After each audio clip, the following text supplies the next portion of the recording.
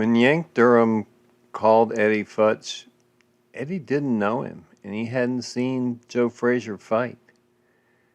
And when Yank brought him out to California, he didn't know any of the fighters in California, so he had to depend on Eddie to make the matches. And after a couple of matches against journeymen at the Olympic Auditorium, in which the fights went exactly how Eddie said they would go, Yank did the damnedest thing. He signed over power of attorney to Eddie Futch, and Eddie Futch did all the matchmaking from that point on in 1966. Eddie was busy campaigning the likes of Hedgeman Lewis and Bob Foster and a lot of other fighters at the time. Not even Joe Frazier was aware of this arrangement at the time, and Eddie Futch didn't take any money from Yank Durham during this entire period of time while he effectively was the manager. And this is why I'm still talking about Eddie Futch today. There's a lot of things besides blood and money to be taken away from boxing, and these are centered around love and respect and honor.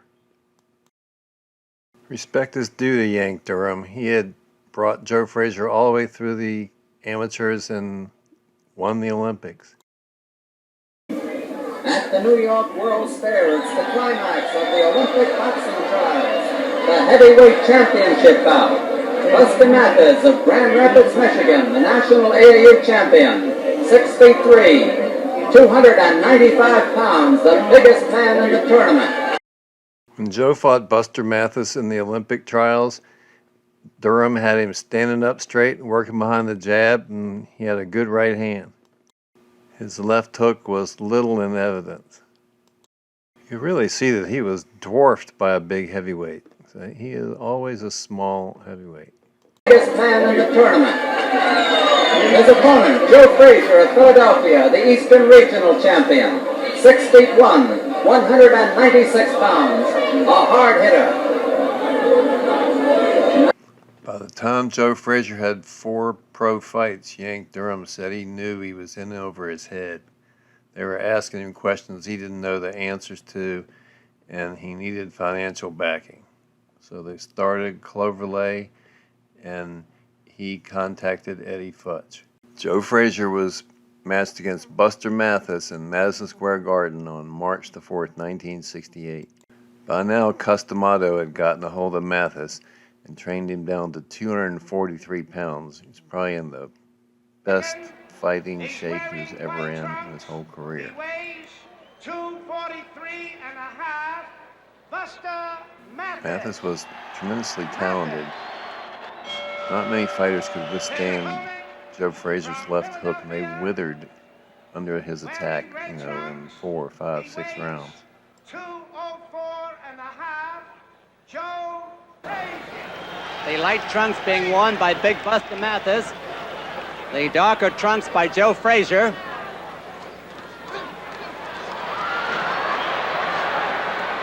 Frazier's coming in like Dempsey and Marciano here.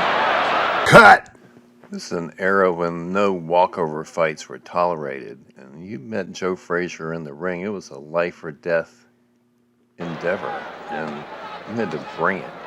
Half a minute And left the in bus this round. brought it that night. So he chin-checked Joe, and then someone had read the book on Joe Frazier because he pushed him off in the clinches all through the fight. Frazier's head movement showed continual improvement from 66 to 73. Frazier keeping on relentless pressure, although Mathis has more than given a good account of himself. Joe took the best shots of the biggest heavyweight they could find and kept right on coming. This fight was fought at a pace that would be unimaginable for heavyweights today.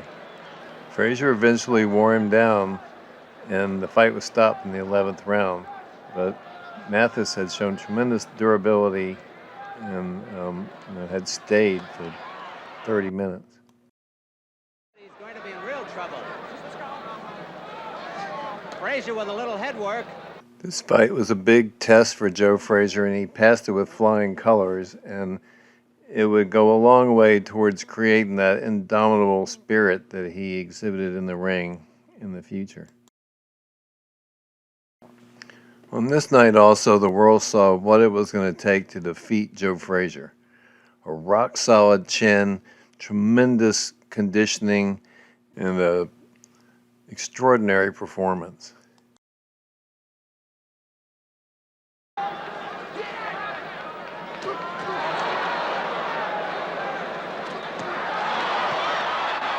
They should both be remembered for their performances they put on this night, but especially this was the best fight of Buster Mathis's life.